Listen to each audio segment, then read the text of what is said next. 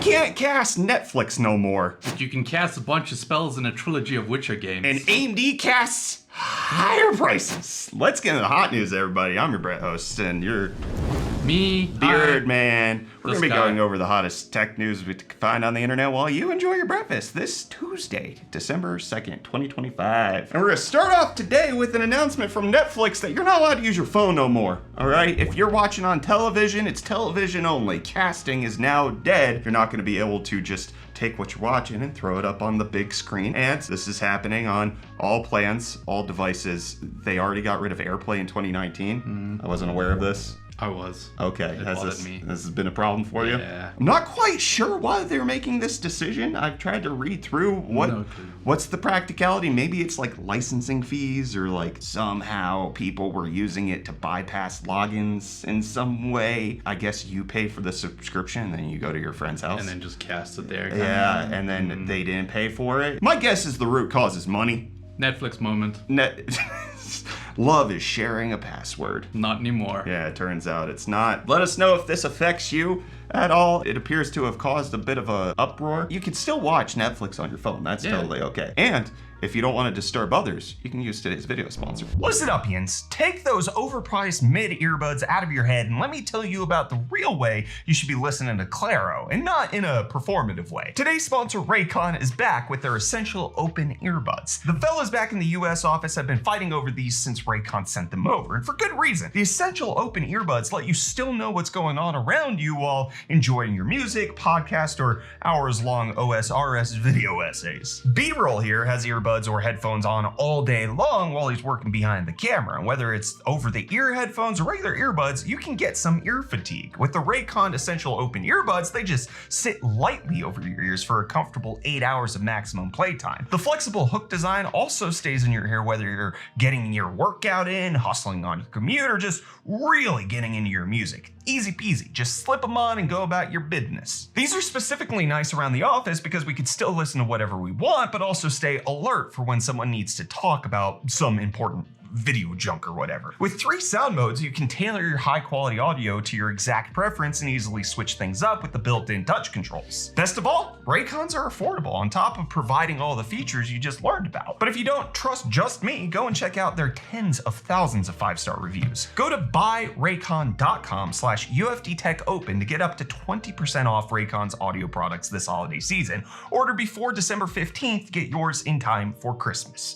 Thanks to Raycon for sponsoring today's video. Well, you can also hear with those Raycons that you can watch the MKBHD video where he announced that he's shutting down Panels, the app where they provided wallpapers for a subscription, which a lot of people didn't enjoy. And turns out that was the market's reaction as well, with Marquez and team saying that this is unsustainable. They're not making enough money, so they're shutting it down at the end of the year and providing refunds to the people who have annual teams. Additionally, you can keep all the wallpapers that you have, and they're going to make it so that it's built on the Apache license now, so if you want to take their app and build upon it, you will have the permission to do so. Okay, I get it. Yeah, did you ever use Panels? No. I don't suspect our audience is the type that will pay people for good wallpapers, but if you are, let us know how bummed you are. I'm curious. Yes. But while it's not going to be on the App Store anymore, it turns out plenty of apps want your ID. They want to scan you, especially with new laws that are coming out, trying to make sure you're of the right legal age to engage with things like Reddit and TikTok and Facebook. But turns out that might be a security vulnerability with thousands of apps just asking for your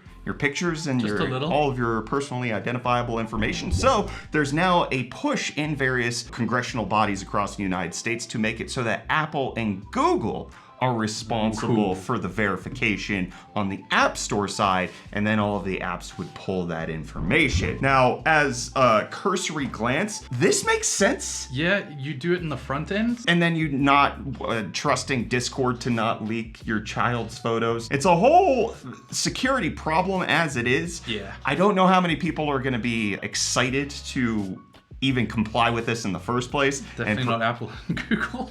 Yes, because then they would be legally responsible Yeah. for various aspects of this. I think it makes sense. If they're going to do it, Yeah. which it does appear like most, at least Western countries, are moving towards this method, that it would be done on the front end rather than each individual app basis. I understand the concept here. They should just use AI.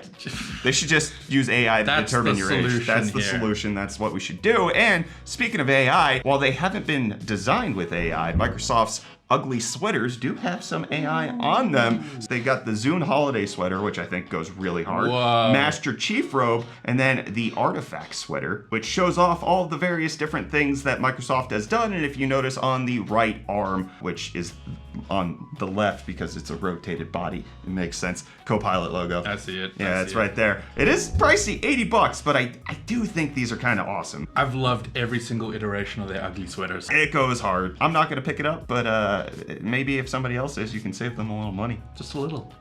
Just a little. No, big deals! Whoa! Yo, welcome back to UFD Deals. Time for the Tuesday deals, and it got nice Tuesday in it. Tuesday. I'm surrounded. Hey, here's your first deal. Starting us off, we have the DJI Mic Mini Wireless Microphone Kit featuring 2 mics and 1 receiver for only $79.99, making it $90 off. I have one of these at home and I use it all the time. But then next up, we have the Elgato Game Capture Neo. This 1080p 60 webcam with 4K pass-through is going for $99.99, making it $30 off. And then lastly today, we have the Apple MacBook Air 13-inch with the base model M4 going for $749, making it $250 off. This is the best price I've seen for the MacBook Air. Currently, it is out of stock, but they are still taking orders at this price, so maybe you'll get lucky. And hey, with that, the deals are done. You can find these and more linked in the video description down below. But until next time, I'm gonna hand you off back to Brett and I guess future Reece. Cheers. Past Reece, you nerd. Past. Past, future. Happen in the back. Nobody's happening next. Well, Reece, we got a good deal when it comes to CD Projekt Red making promises. Who knows if they'll deliver on them? They probably won't. Now I'm just gonna cast some skepticism here up front. But in an earnings call yesterday, CD Projekt Red announcing that we're gonna get a trilogy of The Witcher within 6 years of the first one being launched. So much doubt in that one statement. Exactly. So, according to the earnings report where a CDPR executive talked about the work in Unreal Engine 5 that's being developed for The Witcher 4, it's made it so that they can quickly move on to the next one, allegedly. So, with the start of the release of The Witcher 4, then 5 and 6 should come within a 6-year span after that, which is sooner than it's been a decade since The Witcher 3 launched. So that's what they're promising at this point. But what they also said is The Witcher 4 is not coming next year. It is not a 2026 release, so 2027 to 2033 is kind of the gap we're looking at the minimum. I'm in shambles right now. I'm sorry, buddy, you're gonna have to wait. And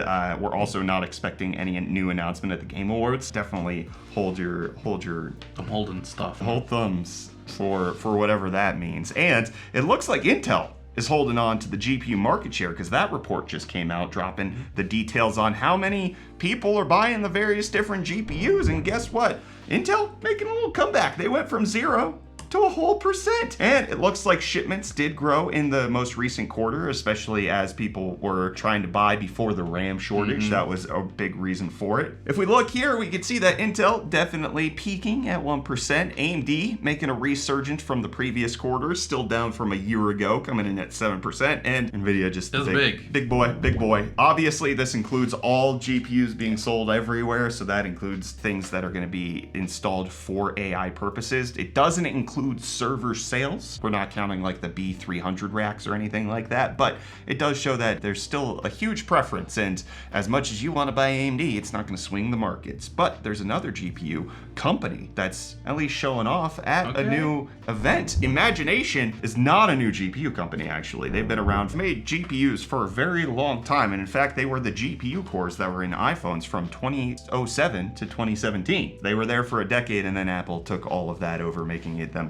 But they did show off that they do have a DXD GPU that's capable of ray tracing 3D content in real time, but not DX12. Interesting choice. It's getting shown off at a Chinese event, and likely not going to matter for gamers, but it does exist. And what also exists and is officially being released is the TriFold phone from Samsung. What? The Z TriFold getting officially unveiled. It's going to launch in Korea on December 12th, and it's going to launch in the United States in early 2026. As you can see here, it has the front display that expands out into a 10-inch tablet. That is both so extra, but also kind of cool. So at its thinnest, it's going to be 3.9 millimeters, and when it's all squished together, it's going to be 12.9 millimeters, which isn't like horribly thick for a phone. I get it. Samsung's actually been doing good work with slimming down their foldables, so I trust that this is going to be a bit more durable than one would expect. But with the announcement of the release date and everything, guess what they didn't announce? The price. They didn't announce the price. It's releasing in like a week and a half, and course. the expectations are about $3,000. It's a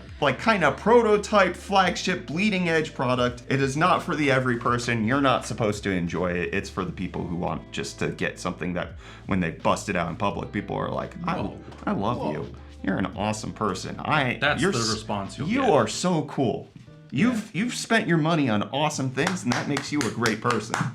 But in case you want to spend that amount of money on RAM and SSDs, that's going to happen shortly, because reports are coming out that not just RAM shortages are happening, but NAND shortages, which is what you put in the little solid state drives, are going up 60% in the latest contract pricing, which makes it so that things like the TLC drives, which is very common for what people put in their PCs, are going up a lot, up more than 65%, just for the chips. That's not including the development and all of that. So this is on the back end, how much this is going to cost stuff. But also RAM pricing, Team Group coming out and saying that it's going to get so much worse than you even imagine, stating that they're paying $27 for a 16 gigabit DDR5 chip. So that is a 2 gigabyte module, which means their cost on the back end is already over $10 a gigabyte. That is 13 and a half bones per gigabyte, which means that RAM pricing is likely to continue to see a crazy number. So that's the average price across the December 1st pricing. The lowest was $19, the highest was $37, but it is getting up there where we could even potentially be seeing $20 per gigabyte pricing sometime on the consumer facing end. So your 32 gig kits are gonna cost 640 bones plus. You guys didn't know how good you had it. You didn't know how good you had it. And I do appreciate the Tom's Hardware article for pointing out that like this is not something that can be easily resolved. Us as consumers in the DIY space, you not buying RAM is gonna change absolutely nothing. And as somebody pointed out in the comments, would just signal that, oh, we can take more from the DIY market and give it to all of the other people who are willing to pay. But then also, fabrication facilities for RAM take a long time to build. They are at max capacity and they cannot make more. It's not like they can just, as people try to compare it to an oil cartel, they can't just tell the pumps to go faster. It's not like that. They're already at max capacity, and what they're doing now is shifting priorities. Are they making HBM? Are they making DDR5 DRAM? Or are they making something else? They have to pick and choose on their fabrication facilities what they're going to make, and the only way to expand capacity is to build new fabs, and that is a multi-year venture. So we would only see this being alleviated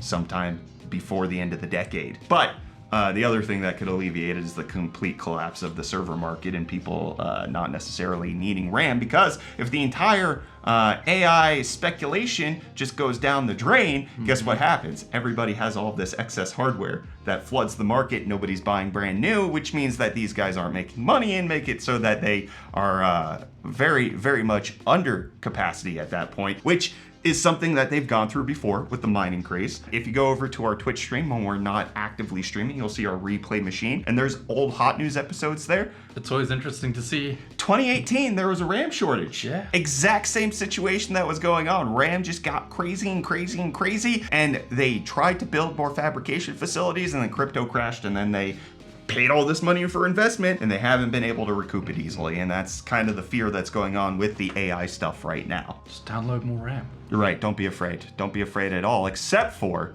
AMD contributing to all of this. We've already talked about how they're going to be raising graphics card prices. That's supposed to be happening after the holiday season. According to OC3D, they got confirmation from industry sources that AMD is raising prices on their processors. Of course. Their CPU prices are going to increase now that the Black Friday, Cyber Monday sales are over, and they're going to hide it behind the price increase from the Cyber Monday sale. Going back to normal, they're going to elevate that pricing. Now, there was no confirmation as to why this is happening specifically. Does AMD just want to take advantage of money-making opportunities? They are a publicly traded company. They are incentivized to do such things. I would not put it past them, even though some of you think that they're golden little angels who are perfect in every way and can do no wrong. They love you. They don't. They really don't. They don't. They love their money. They love their shareholders and more than they could ever possibly love you. So, CPU price increasing.